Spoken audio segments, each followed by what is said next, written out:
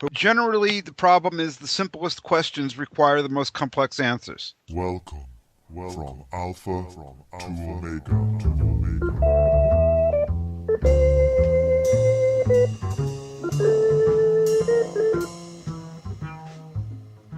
Hello and welcome to the 26th episode of From Alpha to Omega.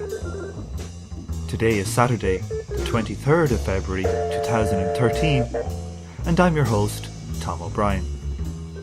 This week's show is sponsored by David B., who is practically a subscriber at this stage. Speaking of subscribers, it's about time I gave another shout out to Precious J, Colin F, Kurt J, Jeffrey S, Jason L, Ambrose A, and Jarek McCage. Your continued support is very much appreciated. To join this illustrious grouping, just click on the donate button on the podcast website. Today, we welcome back Professor Andrew Kliman to the show, where we discuss Marx's value theory, his book Reclaiming Marx's Capital, where he tries to dispel some of the myths surrounding Marx's theories, and the tendential fall in the rate of profit. Before we jump in, I think a quick recap on the three types of value that Marx talks about is needed. First, use value. This is the usefulness of a commodity. For example, I bought a hat to keep my head warm. Keeping my head warm is the use value. Exchange value, the price in money I paid for the hat. And value, the amount of labour time that went into making the hat. Normally, the exchange value, or the price, should be fairly closely linked to the amount of labour time included in a commodity. Now that we have all that out of the way, we join the conversation as Professor Kliman is giving us a crash course on value theory.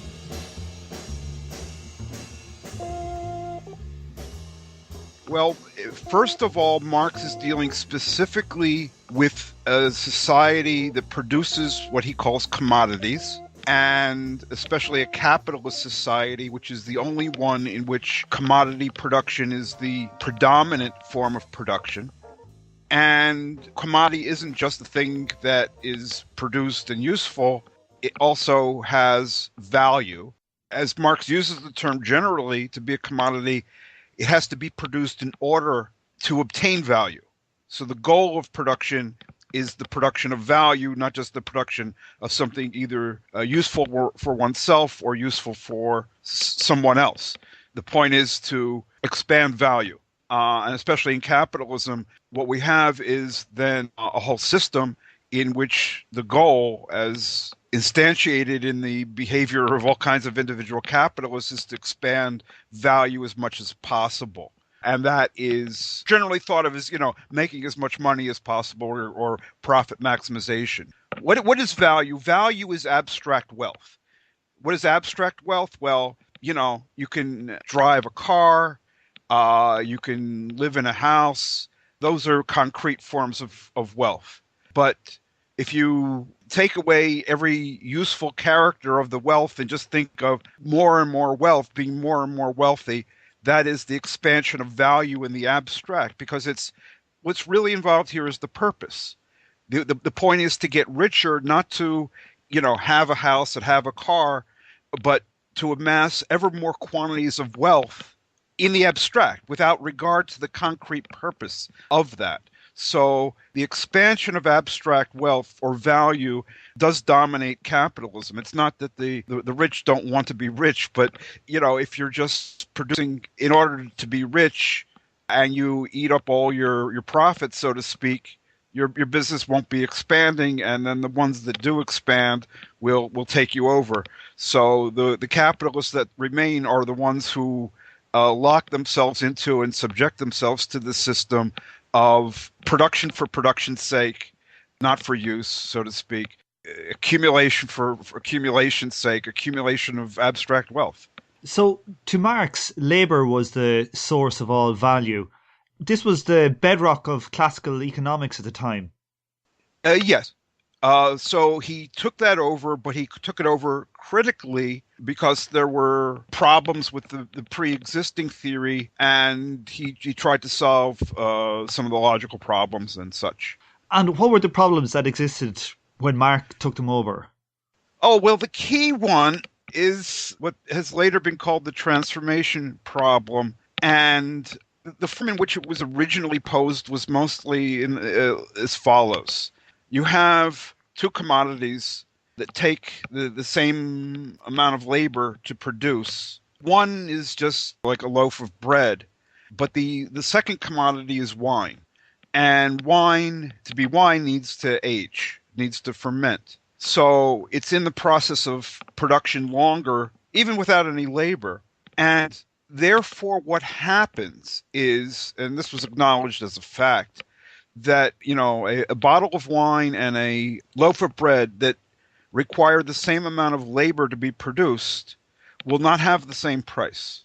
The wine will have a higher price. And basically what that higher price is it includes interest to the wine producing capitalist for committing their capital for a longer period of time. Their investment in wine production is out there longer than the investment of the bread producer. So the two things will not have the same price, even though they require the same amount of labor. And so how did Marx solve this problem? Marx solved it by very clearly and definitively differentiating between the value of a commodity and the price of the commodity. On the one hand, that was part of what he did. Second of all, I mean, you could just differentiate between the two, and then you would have a theory of value that has nothing to do with price.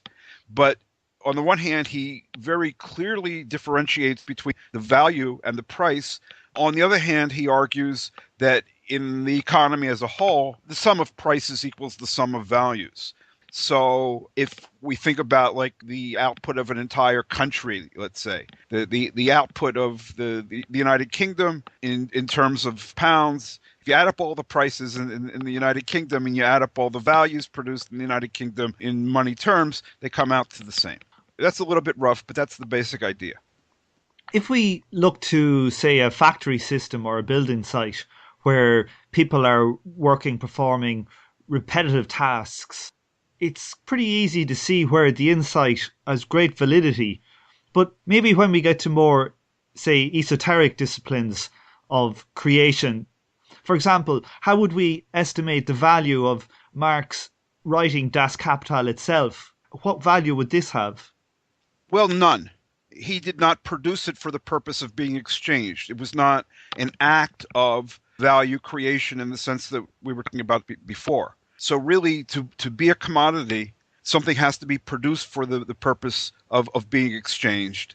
And if it's not a commodity, it doesn't have value. And Marx was, he flagged cases like this. I think the person he mentioned was Milton, John Milton. He says, it was not productive labor that Milton was engaged in. Paradise Lost was an expression of his individuality or personhood or something like that. So Marx made a distinction between that and a schoolmaster who pumps knowledge into his students' heads instead of like a factory worker who makes sausages and pumps sausage into casings. His point was the school teacher who's pumping the knowledge into the heads, like the factory worker is pumping sausage into casings, they're alike. And the schoolmaster is unlike John Milton. So it's not the physical nature of the activity that's at issue in the sense, but it's really, it goes back to the purpose. So is it in some sense that this form of labor is somewhat excluded from this theory or thought maybe to be insubstantial? It occurs a lot, and it's rather that it's excluded. The value theory deals only with commodity production, and really it works really only with generalized commodity production, wherein the commodity is the dominant form of wealth. And in particular, it's not just that something is a commodity because it's exchanged. In the sense being used by Marx, it has to be produced for the purpose of being exchanged. And that's where you get the connection between the exchange system and production.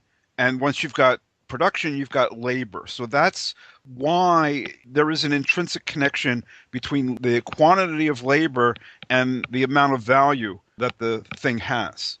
But look, labor as such, in the simplest way, is human activity. So I'm performing labor right now, you're performing labor right now, but there's a real difference between you playing basketball and, I don't know, Michael Jordan or whoever playing basketball. Similarly then, so what about the value then of, say, Mona Lisa? How do we think of value of, say, an artistic creation, one that's probably is made as a commodity? How do we value that with respect to the labor that goes in? Without dealing exactly with Mona Lisa, let's say the following. The amount of value that something has, according to the theory, is determined by the amount of labor needed to reproduce it. Okay, the amount of labor needed to reproduce it rather than the amount of labor that it actually took to produce it. And there's a difference in quite a number of different cases. But one case is, a work of art that is one of a kind is not reproducible. I mean, obviously you can fake a Mona Lisa or make a print of a Mona Lisa, but it's not the Mona Lisa. The Mona Lisa is one of a kind. So in that sense, it has no value, yet it commands a price. Now that price is a monopoly price. And how is a monopoly price determined? Basically, well, the degree of monopoly, and here it's, whoever owns the Mona Lisa, that's it. They've got a monopoly on that.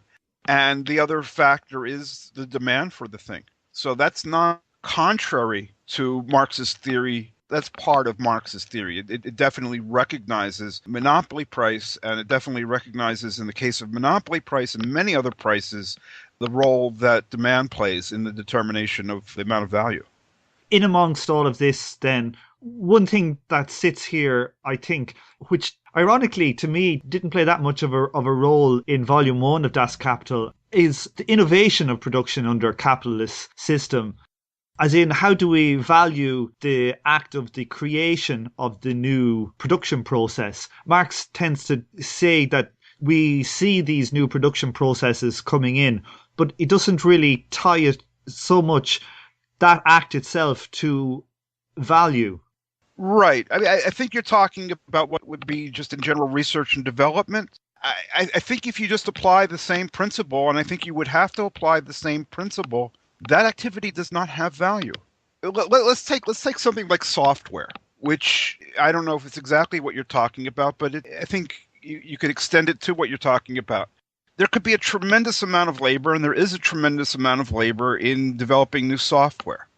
And so the first piece of that software, it looks like it should have a high value. However, keep in mind that what is meant by value in the theory, it's really a definition of what's being talked about, is the value said to be determined by the amount of labor needed to reproduce it. The amount of labor needed to reproduce software, no matter how long and how much labor it took to develop the prototype, so to speak, the labor of reproduction is minimal. So software has almost no value. We can basically roughly say software has a zero value. And then what we have to understand is any software that commands a price, it's purely a monopoly price. And this is why we see these days such fierce fights over intellectual property rights, because it's only these intellectual property rights that allow the software to command prices. You got the Napster case, you have all kinds of cases. Software, digitized music, whatever it might be. It's reproducible at almost no cost. And therefore, if it could be reproduced freely, the price would sink down really to zero. So the fact that the price does not sink down to zero, which is the value, is secured only by means of monopoly right. A major part of the theory is that work that is performed only has value if it's producing goods that the society has a desire or a need for. So, for example, if I make a car with no doors or windows, the labour will have been wasted because nobody wants such a thing. Now, this collection of products that society needs or wants is not static. How does Marx understand how this group of products changes and interacts with the labor theory of value? Well, all we have to do in the middle of the expression that the value is determined by the amount of labor needed to reproduce the thing is to add the word currently. It's determined by the amount of labor currently needed to reproduce the thing. So the value of an item, a certain kind of article continually changes. Nowadays, your carriages for your horses, there's still a few around, but that used to be a dominant form of transportation. Now it is no longer. The point I'm trying to get at there is, how do we understand how the process of new products and new desires come into this overall societal need? Say we look to marketing. Marketeers have the ability to create wants in a society. One example I'm ashamed to say I was actually involved with was trying to create a market for fancy sauces, specifically for cat food. Now, if this marketing creates a desire for a new market, say the cat food sauce, and these products now sell and have value and create a profit for the capitalist, how do we evaluate the value? I know this is perhaps using the wrong terminology in a Marxist sense. How do we evaluate the value of the marketeering effort to try and get this new product accepted? It has no value in the same sense. So you are perhaps using it in a different sense. In a sense, it's the creation of something original, just as you were talking about before. That creation of something original is not what the theory deals with. It deals with the cost of reproducing a thing and the relationship between the cost of reproducing the thing and the price that it has. So however much thought and whatever societal changes by creating a market for cat food, that's one issue. The other issue is, once you've got sauce for cat food as a commodity, how much labor does it take to produce it, and what effect does that have on the price of saucy cat food? That really is the same question as the software or the creation of new technology in general. So from my point of view, I would see that the vast majority of labor and products are created under this capitalist system of value production. And that if there are small little things on the side, it's really essentially external to the understanding of the theory itself. Yeah, but the thing is that even the products that are created under the system, the original act of creation, the development of a prototype, the research that goes into it, is not what the value theory is meant to deal with. It's meant to deal with the cost of reproducing similar items of this kind. So there are certain limitations that are built into the theory, and that's important because it's got a much more narrow focus than a lot of people realize. And so they look at things with a different concept of value in mind, explicitly or implicitly, and they say, this can't deal with them successfully. Well, it can't deal with them successfully because it's not meant to deal with them successfully. It's looking at something else. So the fact that the theory does not apply to that does not refute the theory any more than the fact that the theory of special relativity won't help me shine my shoes is not a refutation of that theory either. It's about something else.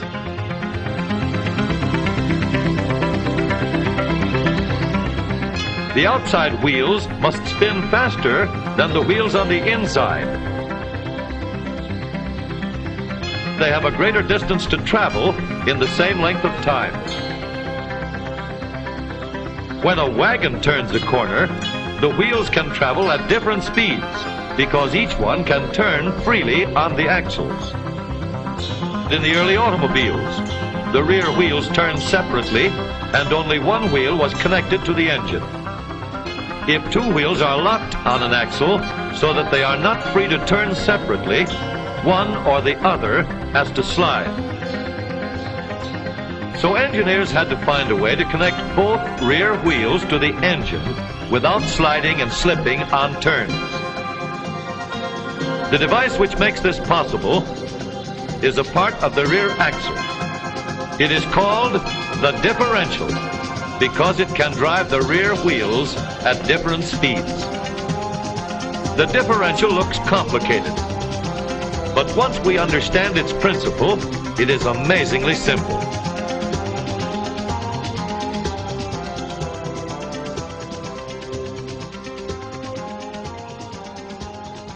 Marx's economics, which was so radical in its explanation of how a capitalist economy works, was the brunt of a concerted attack by economists of various persuasions over the years.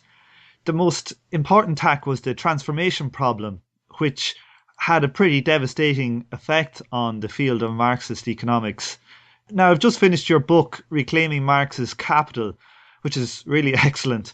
And as far as I can understand, it very much succeeds in its attempt to show that the transformation problem is really a misinterpretation of the theory, and that your temporal single system interpretation, or TSSI for short, sorts out a lot of these problems. Now, before we get into this, I'd wonder if you'd first say a few words on what inconsistency means in general for a theory. Right. It's very simple. What any kind of theory in sciences or discipline like economics does is it begins with certain premises or assumptions. It's really a matter of logic. And from that, you derive or deduce certain conclusions. And then in a discipline such as physics, you go out and you try to test the conclusions or predictions of a theory against the real world. And then if they match, all well and good, you keep with the theory. If not, a lot of things need to and can be done. But you can rule a theory out. You can throw it away at the starting gate before you try to see how well it explains or predicts what's going on in reality, just on the grounds of the logic. If the conclusions that are deduced from the premises are not deduced validly, are not done logically, then the theory is wrong. The conclusion could happen to be right, but the process of reasoning that gets you to that conclusion is wrong. So that's the guts of a theory, is moving from the premises to the conclusion. So we've got this and we've got that and we've got the other, and the conclusion is such and such. Well, the and then doesn't work in a case of an inconsistent theory. So it either has to be rejected or corrected.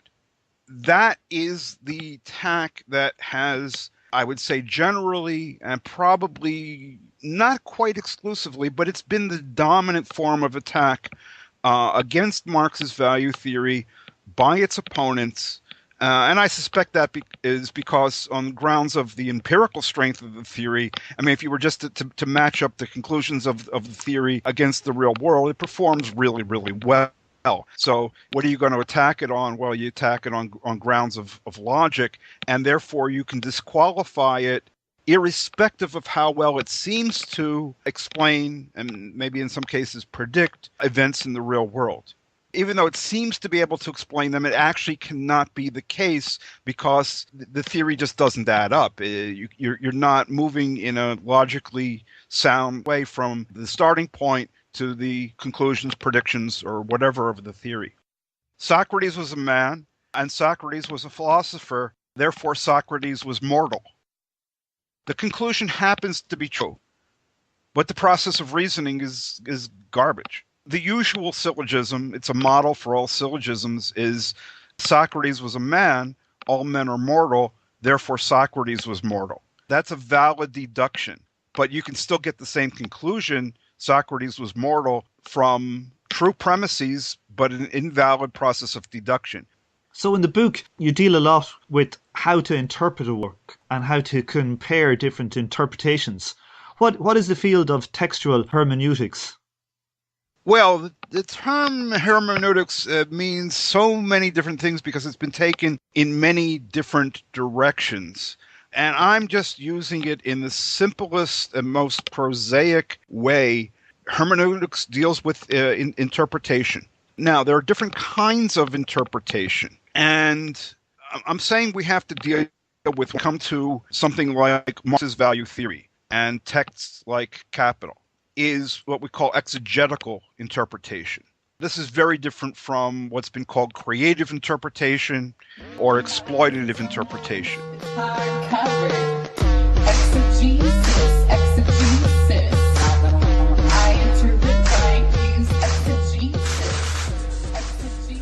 In a case of an exegetical interpretation, you are trying to get at the author's position. In a case like of a theory, How do we get right what the author was saying? That's not the only way to read a book. It's not the only legitimate way to read a book. You could read Capital to develop your own thoughts. You could read Capital as inspiration for writing a play.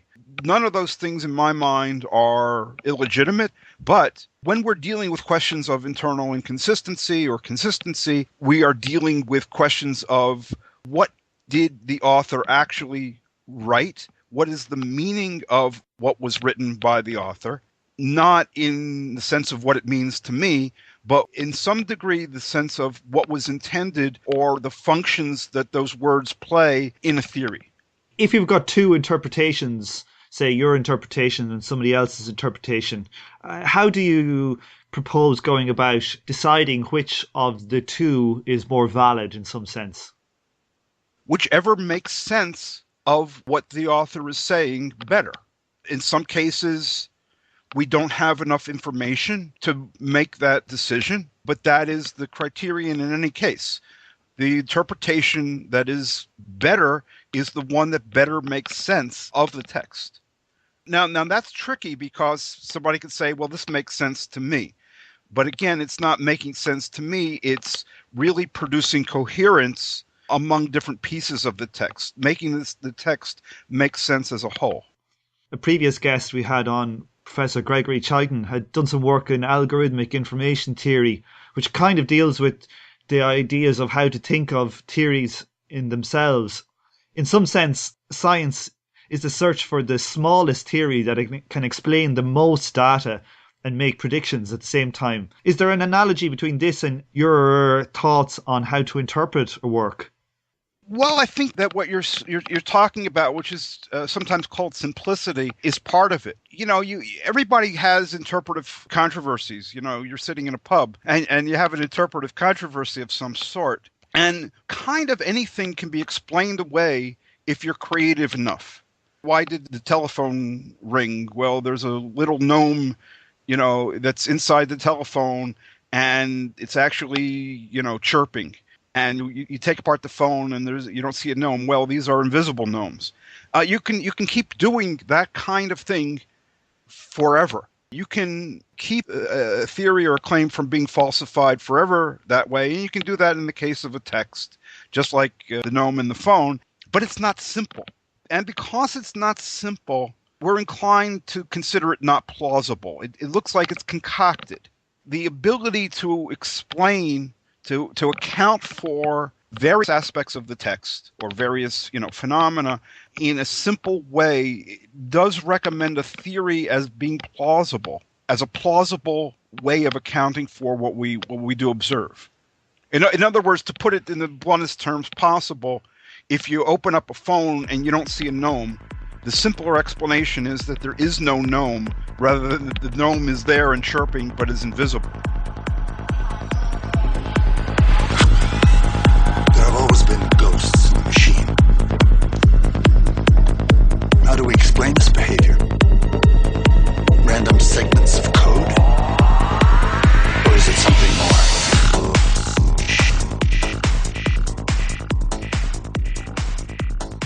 One of the major critics of Marx's value theory was Ladislaw Borkovich. Who was he and what was his impact on Marx's work? Well, he was writing about a century ago. He was a statistician and an economist, although I don't think he ever had a teaching position or anything like that. He was a devotee of Léon Walras, a very famous economist who developed general equilibrium theory. Borkovich basically criticized Marx from the vantage point of general equilibrium theory of Walras. So what he did was to subject Marx's account of how commodities' values and their prices of production or average prices are related. Marx gives an account of that, and Borkovich claims to prove that it's internally inconsistent in order, I would say more or less, to try to show the supremacy of general equilibrium theory. So before we get into details, I'd like to give an example that can try to shine some light on the problem for the layperson. Let's say I buy some leather to make some shoes, and it cost me £30 for the leather. Now, I'm a lazy type and I don't get around to making the shoes for a couple of weeks, by which time the price of the leather has dropped now to £20. And so I start my sewing and stitching the shoes, which adds £5 of new value to the leather.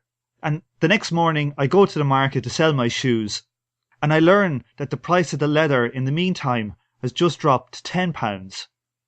Now, what value did the shoes that I'm about to sell have? Well, according to Marx's theory, the fact that it cost you £30 originally is irrelevant. You know, the value of the commodity depends on the amount of labor it currently takes to produce it or reproduce it, which is the amount of labor currently needed to, acquire the leather and so forth and so on, which is £20 and not 30. So it's £20 is the monetary expression of a certain amount of labor. So the real debate goes into whether it's 20 pounds of leather, which was the price of the leather when you started to make the shoes, or whether it's the revalued value of leather at the time when the shoes are completed, which is 10 pounds. That's Borkovich's method, is to value everything simultaneously. I don't think that makes sense out of Marx. And so what I think Marx says is that the value of the commodity includes the value of the inputs, the current value, not their original value, their current value at the moment when they enter into the process of production. And he says this here, there, kind of everywhere. So why did Borkovich put forward this simultaneous valuation, the valuing the shoes at the £10 value of the leather? Well, I mean, in one sense, he did it because this is the way he thought. This is what he thought good economic method was. This is what he got from Léon Varras. He has a whole section in his critique of Marx. He basically says things in economics are determined mutually. They influence one another mutually, I guess, meaning at the same time. It's not that they are sequential. It's not like you have a first step that then determines the second step that then determines the third step. But the thing that one really needs to understand about Borkovich is he wasn't just saying, I have a method and it's superior, and here I like my solution, I like my theory. He was saying that Marx's way of doing it is not proper because it is internally inconsistent. So what he does is he first argues that Marx's account of this value-price relationship is logically incoherent, is self-contradictory, because it leads to a spurious breakdown of the economy. It's not like the economy would really break down, but that's what it would look like if you related prices and values in Marx's way. What was it about the economy that would break down? Well, the way Borkovich phrases it is, he begins with what he calls the values of the inputs. And then he says, well, but in Marx's account, the inputs are being bought at their values, but the same commodities are being sold at prices that differ from values. And he claimed that this difference between the one price or the value of the thing at which it's bought as an input and the price at which it's bought as an output would lead to a breakdown of the economy, because there would either be too much supply and not enough demand for some things, or vice versa. So if the economy was able to reproduce stuff on the same level, in other words, supply and demand of everything is the same, and the economy is just basically flat, not growing, if that would work, if everything were to exchange at its value, that would not work when you have, as he understood Marx, the inputs to production being priced at their value and the outputs being priced at prices that differ from value. That's what he claimed. I mean, it's not correct. We showed long ago, I mean, this was in the mid-1980s, that there is not the spurious breakdown of the economy created by Marx's solution. So Borkovich says he's going to correct it, and he corrects it along the lines of the simultaneous valuation, repricing things that were inputs at output prices, but you don't need to do that. There's nothing wrong in Marx's account that needs to be corrected. You might like it, you might not like it, you may have a different theory, a different method, but there's no internal inconsistency of the kind that was alleged by Borkovich. This seems to be a very simple interpretation, a very simple problem that has caused all this trouble. And it seems pretty clear when you think about it.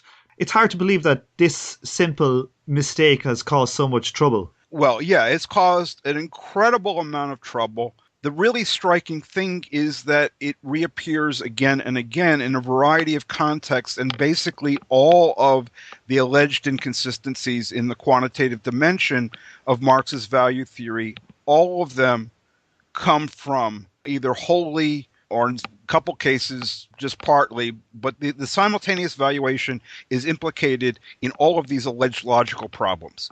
You don't value things simultaneously, those alleged logical problems simply disappear. The question that you raise is really a profound one. Since it is simple, why does this thing persist? The simultaneous valuation, why didn't people see it? Well, there's a number of reasons for that, but let me just start with the major issue at the very beginning is Borkovich knew that he was not giving an interpretation of Marx's theory by doing this. He was what he called correcting Marx's theory, and he was saying that Marx's theory had to be corrected because it led to a spurious breakdown of the economy.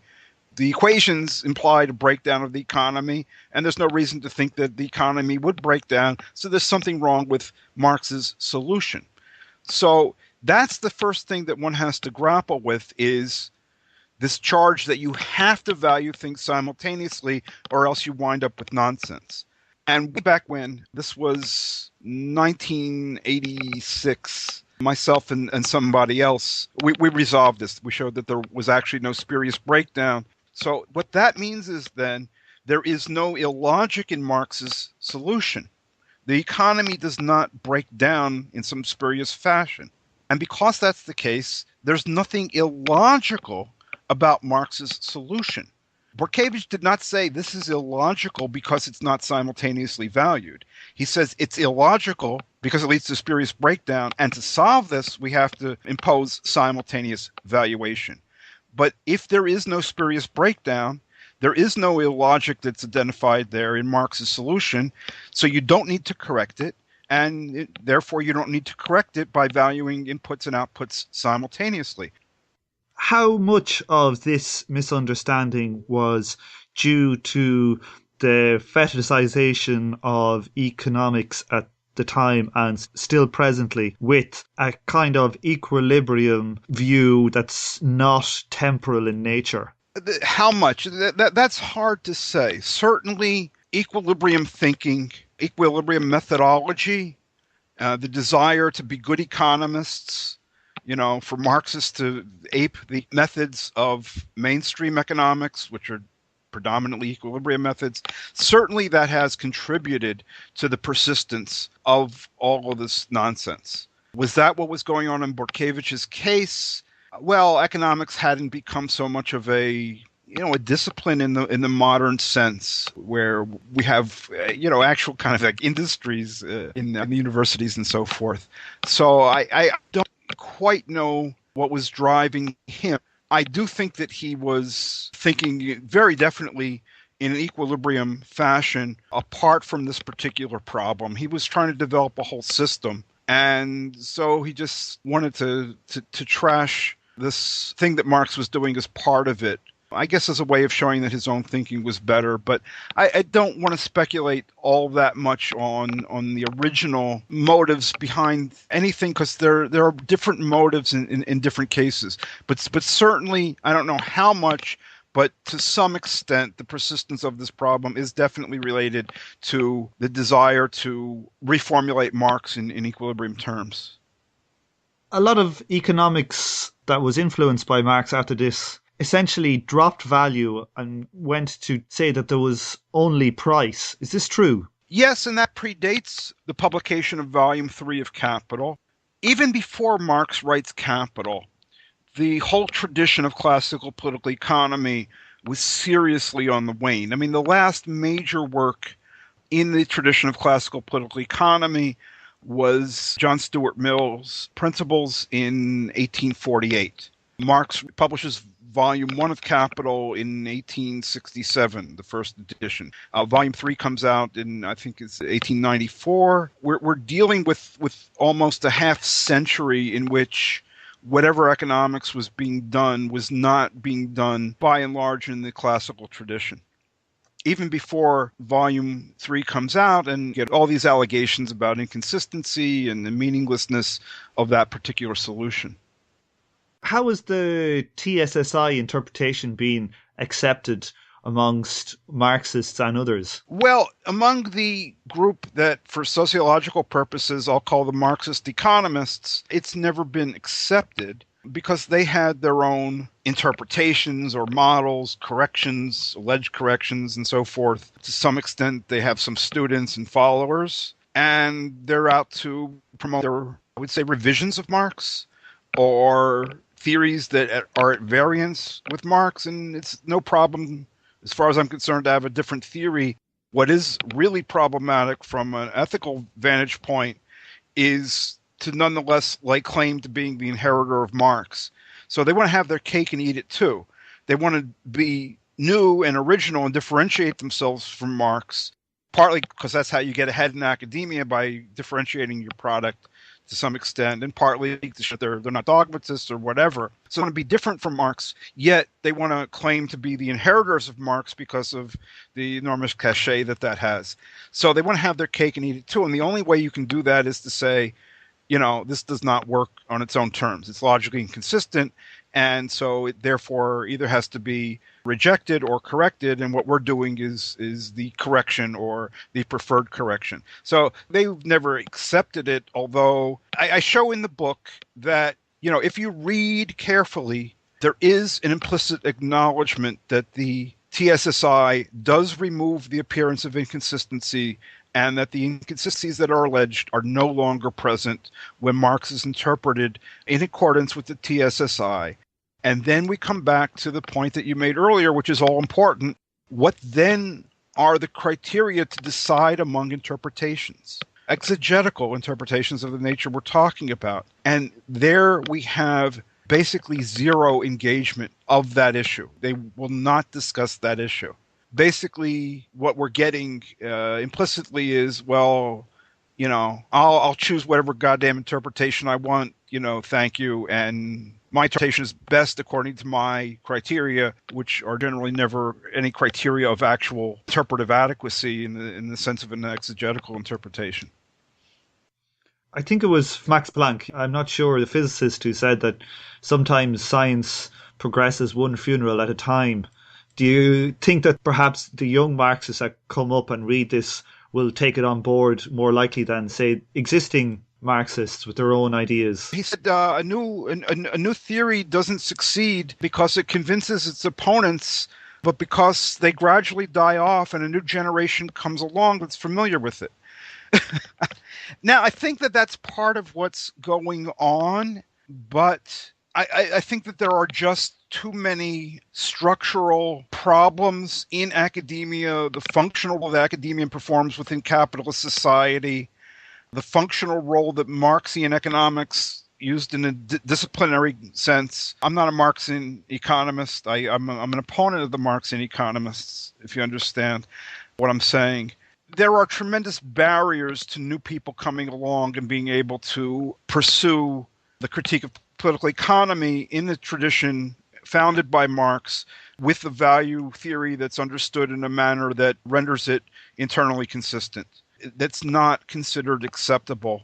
I know people who have tried to write dissertations on this topic. They have not been able to do so, and it gets thwarted in a variety of ways. So what I've said needs to be done, and not only because of this problem, but just because of the corruption of academia, and it is not a home for real Marxian thought in the tradition of Marx. Marx was not in academia either. Though there was good academia in his time, I mean, it was flourishing. It had no want or need for him. What we need to do is establish what I call intellectual autonomous zones. There needs to be real rigorous thought and research in the tradition of Marx, but it's got to be outside of academia. But it also can't be done by people in their spare time. The issues are too difficult. You do need rigor. You do need the time. So there's got to be resources committed to the end until people who have some money or groups that have some money see this as a really important thing, as much as organizing the next campaign against this or that. Certainly, until they see that, we're going to have immense problems getting off the ground. Although I think the TSSI has proved what it set out to prove. I didn't come up with it originally. I kind of rediscovered it as many people have done. Oh, it's not a personal thing, but the whole group of people who have been pursuing this line of thought, I think, have succeeded absolutely 100% in a theoretical sense. But the ability to translate that into success in terms of winning adherence in academia or being able to affect the discussion of intellectuals, that has not carried through. And I think that reflects on how much the parties concerned care about what's correct and what's not, and can care about Marxist thought in the actual tradition of Marx. I don't think that there is much interest in that, even and maybe especially in the people that call themselves Marxists. I'll answer the question. You want answers? I think I'm entitled. You want answers? I want the truth! You can't handle the truth! Son, we live in a world that has walls, and those walls have to be guarded. Who's gonna do it? You! I have a greater responsibility than you can possibly fathom. We use words like honor. We use these words as the backbone of a life spent defending something. Did you order the code red? You're goddamn right I did!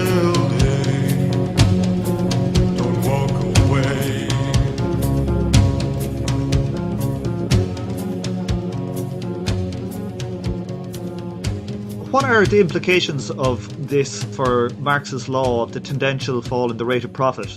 Well, first of all, that was another thing that was declared internally inconsistent or illogical. It can't be, and was not generally recognized. That the reason it couldn't be, supposedly, was because the opponents of the law were imposing simultaneous valuation on the problem.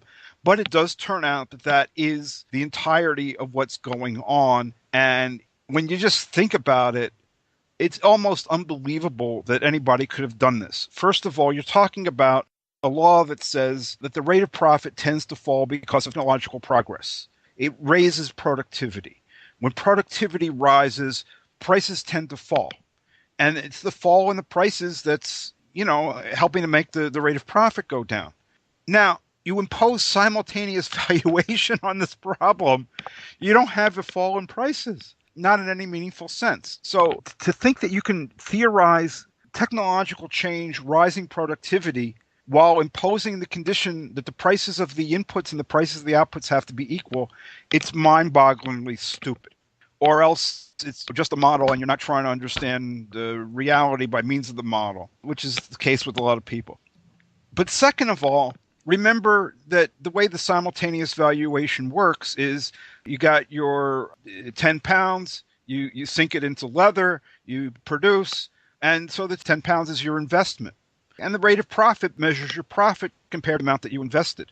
Well, when you go and wipe out 10 pounds and revalue it at 5 or whatever, you're lowering the amount of investment artificially. I mean, it's not the actual amount of investment. You wipe out the amount of investment, you write down a lower number. Well, yeah, you're going to get a higher rate of return on your investment that way, a higher rate of profit. So in this way, you prevent the rate of profit from falling. And that's what this is all about. It's as stupid as that. So in our example before with the shoes and the leather, what difference does the value of the shoe make to the rate or the falling rate of profit? Right. Well, I mean, keep in mind what the procedure of Borkovich and his followers is. When you were making the shoes and you started to use the leather was worth 20 pounds at that point. So the amount that somebody would need to invest at that point was 20 pounds. You'd already lost 10 pounds because you didn't use the leather right away. Okay. But another producer of shoes at that moment, it would cost them 20 pounds. So 20 pounds is the capital investment. And a rate of profit is a rate of return on that investment. In other words, a rate of profit is how much profit you're getting compared to that 20 pounds investment. But what Borkovich and those people do is they say, oh, well, that's not relevant. You know, the price of the leather when it went into production, what we're going to do is, because we want simultaneous valuation, we want mutual determination, we're just going to ignore that 20 pounds and we're going to revalue the leather at its price when the shoes are finished, or even much later, right? Whatever the inputs are worth currently. So at the end of the period, the leather's worth 10 pounds. Well, maybe the shoes sit there and they don't get sold for a year.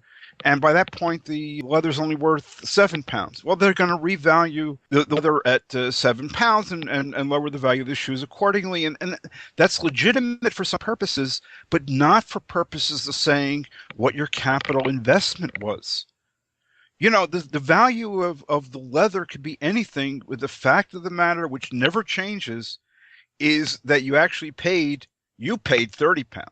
So you're getting a very low rate of return on your investment. But somebody else who comes in, you know, and buys the leather at 20 pounds, their investment is 20 pounds.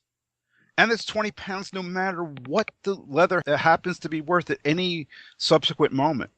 And so the way you can defeat Marx's law of the tendential fall and the rate of profit is you can, you know, revalue these inputs, means of production, you know, fixed capital and all of that, at subsequent prices when they're lower and so forth. There's a lot of complications about that. But basically, if you cheapen the investment artificially by not counting the actual amount of funds invested, but by some lower number that is what the inputs are worth later, you're going to boost the rate of profit. And that's really all that gets done. And that's what's done, for instance, in the Akisho theorem.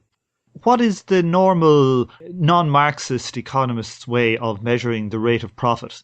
I think, generally speaking, economists understand the rate of profit in the way that I do. Now, there are statistical problems. There's a lack of data at some levels. And when people do empirical work, they basically look for the best data, the most appropriate data to their question. And when there aren't any, they use whatever data they have. Now, there is an issue of inflation, but the way theoretically correctly to adjust for inflation is not to revalue the inputs at the prices of the subsequent outputs. For the United States economy, there are ways of, if you actually want to produce an inflation-adjusted measure of the rate of profit, you can definitely do that without revaluing the inputs at output prices. In any case, I should say that there is no such one animal as the rate of profit. The correct rate of profit to look at always depends on the specific question that you have in mind. And if you have a somewhat different question, there's a different measure you should be looking at for that purpose. You also mentioned the Akisho theorem. This was a theorem which supposedly proved that the falling rate of profit was incorrect. There has been counter proofs to this theorem, and they all depend on this same problem of simultaneous valuation. Yeah, that's exactly right. It's a really simple issue in the end. There's a lot of complexities because people try to produce counterexamples to the counterexamples. They refuse to recognize that a counterexample refutes a theorem, and you only need one counterexample. I mean, everybody knows that, but they don't want to allow that. So there's a lot of complexities, but basically, if you have a model in which, because things are getting produced more cheaply through technological progress, the prices or values of the inputs are continually getting cheaper, and you're continually valuing them, then that means that you're continually artificially reducing the sum of money that is invested, so to speak, when you compute your rate of profit. In fact, you're not computing a rate of return on investment, which is what a rate of profit is. But if you pretend that what you have is a rate of profit, you're just revaluing the inputs downward. So the profit is being measured against the ever smaller base. And that artificially boosts the rate of profit and overcomes what, in many cases, would be a decline in the rate of profit. So it's just a trick produced by this miracle of simultaneous valuation, of basically ignoring the past, of ignoring what has actually taken place. How does the empirical evidence stack up in favor of this tendential fall of rate of profit? Well, the economic data we have are not that good, and the only real study that I put any stock in is that of my own, actually, that deals with the U.S. economy in the last period since World War II. And what I basically found, it was really surprising to me that there was a real big decline in the rate of profit in the U.S. when you measure it as profit compared to the actual amount of money invested. And basically almost all of that fall in the rate of profit between, I think, 1947 and 2007, almost all of it can be attributed to what Marx's law says. Slow growth of employment relative to capital accumulation. I think it's something like 94% can be attributed to that over that 60-year period.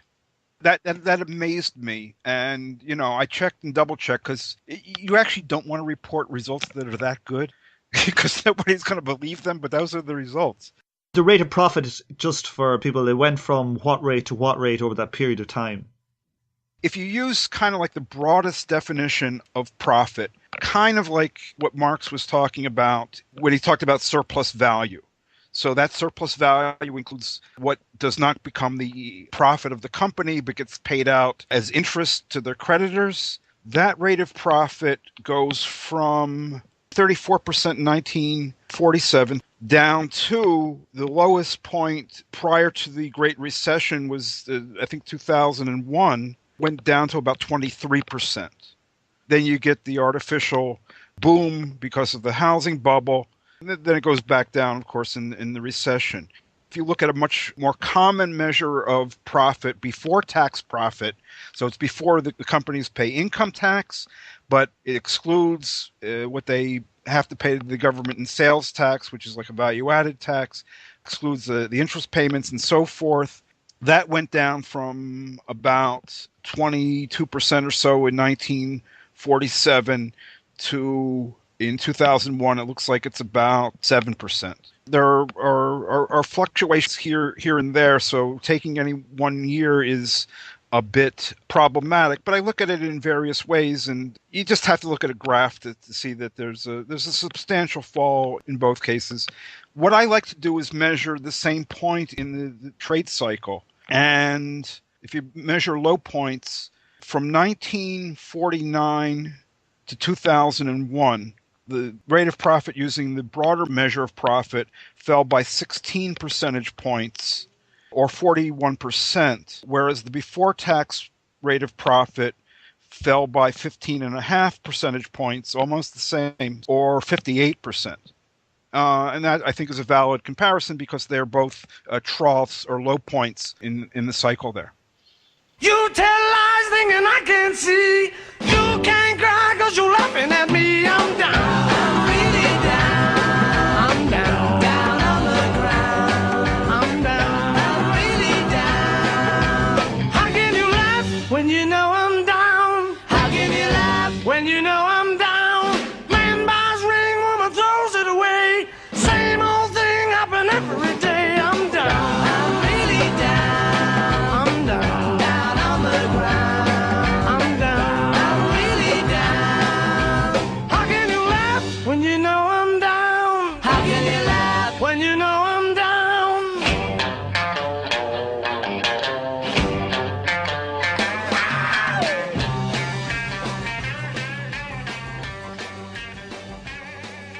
So I find, after reading Marx myself, that it explains a lot of the life and workings I see around me.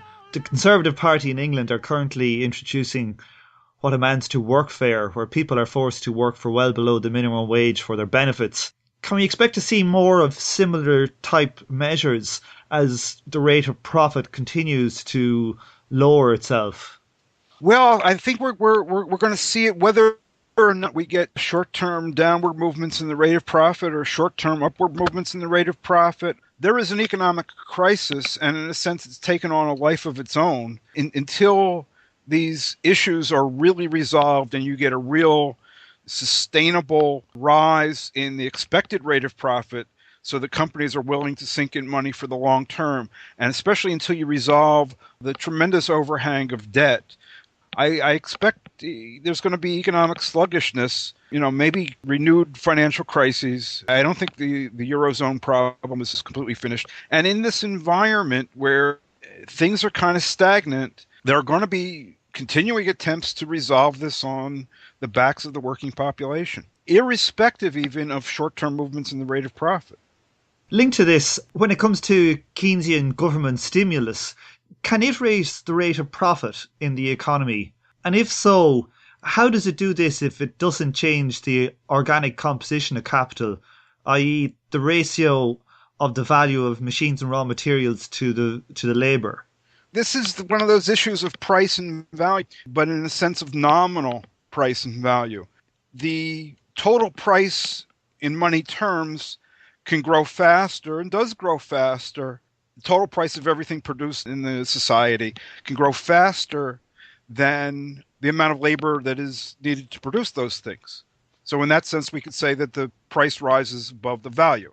Now that happens anyway, but the government can make it happen even more, and that boosts the rate of profit temporarily, just like it boosts the GDP temporarily and everything else temporarily. So yeah, you can do that. But the trick is you're doing this with borrowed money, so that money needs to be paid back. Second of all, you can only do it temporarily, in the sense that the moment you withdraw that extra spending by the government, or the moment you withdraw the tax cuts that put more money in consumers' pockets and fund that by means of government borrowing, fund the deficit by means of borrowing, once you reverse that, you go back to where you were. Now, this is straightforward Keynesian economics that I'm putting forward to you right now. This is what Keynesian economics itself says. These are the implications of the Keynesian models. You reverse those stimuli, you go back to where you were. It's a reversible equilibrium situation that is modeled in Keynesian economics. Now, you might want to talk about the question of confidence and expectations and how stabilization of the economy can change that. That's legitimate. That's all well and good. But if you're simply looking at the effect of pumping borrowed money into the economy, the effect lasts as long as you keep doing this. And if you keep doing it, you keep raising your debt compared to output. So the debt burden in important terms rises. So you can't keep doing it forever. And this is Keynesian economics itself that says this. So if the Keynesian stimulus can, say, for example, avert a real crisis from happening temporarily, say when the rate of profit falls to maybe 10%, at what point does it not work? Let's say the rate of profit goes to 3%. What does this mean for the size of the crisis and the value of the quality of life when we get towards these lower rates of profits? Right. I mean, there's obviously some lower level, and it's above zero, and it's hard to know. But I have some understanding of what happens when the rate of profit goes so low. First of all, there's a very close relationship between business investment and production and the rate of profit. Both the expected rate of profit, they're not going to invest if they're not expecting a high enough rate of profit in the future. And, all else being equal, if your rate of profit goes down, your profit goes down. So there is less profit to invest. You're going to have sluggish investment. You're going to have sluggish hiring. You're going to have government budget problems because the tax monies aren't coming in. And unless they really impose very stringent austerity, people are retiring earlier. There are unemployment benefits to be paid out, and so forth and so on. That's part of it. Second of all, your companies don't all earn the average rate of profit. So if it's 3% or whatever, if the average is 3%, you can be very certain that on the low end of the distribution, you got companies that are making negative profits. So the lower the average goes, that's pushing more and more businesses into bankruptcy. And the other thing is businesses are debtors. They owe money, and you have to be able to pay back your debt to stay in business. And you need those profits. You need positive profits just to pay the interest on what you owe as debt. Okay, so that's why the rate of profit can't go down to 0.1%. And we're still getting profit, so why shouldn't they still invest? No, it doesn't work like that. If they're getting 0.1% profit, their creditors have come and they've had to go into bankruptcy, and the creditors are selling off the assets.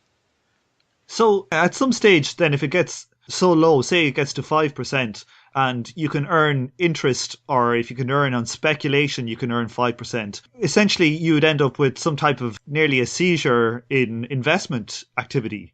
So the reason I ask this is that if we look around today, we see firms in America and around the world sitting on vast hoards of cash. We've got firms like Apple. In June 2012, they had $117 billion in cash, and they have that located in their own in-house hedge funds. Is this a sign that the rate of profit is getting to the stage where the production is starting to become not worth the bother? Well, I think it reflects great uncertainty regarding the future among these businesses. Because believe me, if they thought that they could, invest those funds in production and earn a decent rate of return, even a rate of return more than they're getting by holding on to these funds, putting them in short-term treasury securities, even long-term treasury securities, they would do so. And interest rates, on securities are laughably low right now. I mean, in the United States, the rate on a T-bill is, I think, 0.1% per year. All this money is sitting there being parked because, at least if it's just sitting there, it's not at risk. And the risks are regarded as too great. I think that there's concerns about the economy now being sluggish, and there's concerns about the future of the economy. What we have to deal with at this point is, the expected rate of profit and the risks that the capitalists perceive in terms of, it's not just the average there. Maybe the average could be, 12%. But if there's a high probability it's going to be negative, or extremely low, then they're not willing to risk that, and it'd be better to park those funds in a place where, at least if they're earning interest that's below the rate of inflation, at least it's safe. So what type of crisis or endgame in this long sequential fall do you envisage?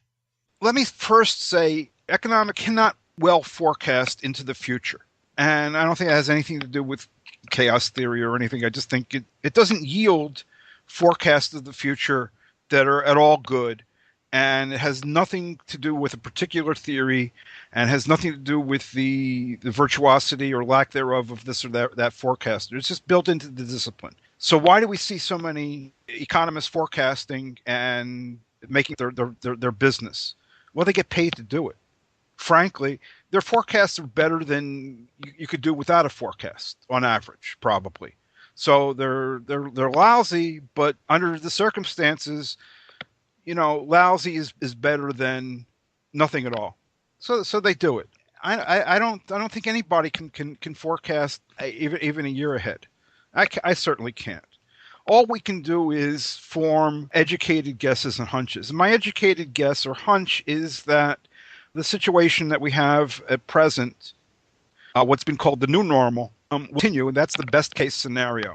Sluggish economic growth, probably punctuated by financial crises like we saw in 2007-8, maybe not reaching the level of the panic in September, October of 2008, but serious ones, and financial crises like we're seeing in the Eurozone, punctuating rather sluggish growth. Sometimes it's better, sometimes it's weaker, until this whole problem does wind itself down. I mean, eventually debt does get written off, or it gets inflated away, or something like that. That's probably the best case scenario. That requires probably a bit of luck by the policymakers. That requires that they don't all start engaging in beggar thy neighbor policies, as it's called, and trying to steal growth from other countries.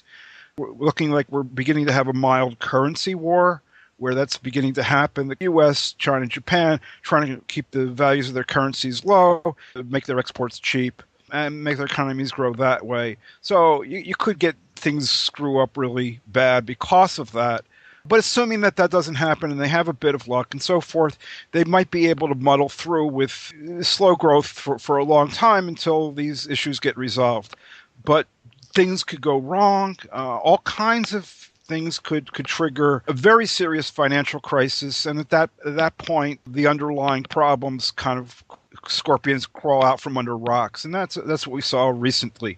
Financial crisis triggering a recession, which is not surprising, but we've had 5 years of sluggishness now and no real prospect of a strong rebound in sight. And that is unusual. That's the best case scenario, I think, for capitalism is slow growth. But many, many things could affect that. You know, you look at countries like Greece and Spain, and the people of this world have not had their final say, I don't think. Well, thanks very much for coming on the show today, Professor Kliman. Oh, thanks very much, Tom. Glad to do it. Take my hand.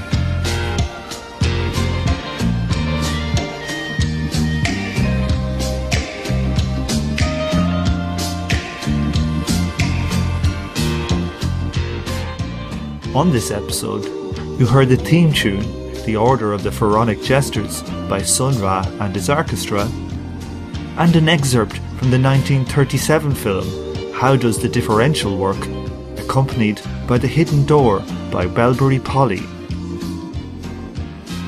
You also heard the YouTube star Z.P. Grotel performing Exegesis, Ghost in the Machine by Protoculture, and Jack Nicholson and Tom Cruise debating Truth and Responsibility, accompanied by the Joy Division's Atmosphere.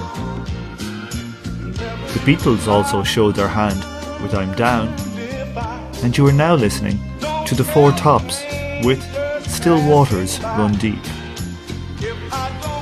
Thanks for listening, and I hope you join me for the next episode of From Alpha to Omega.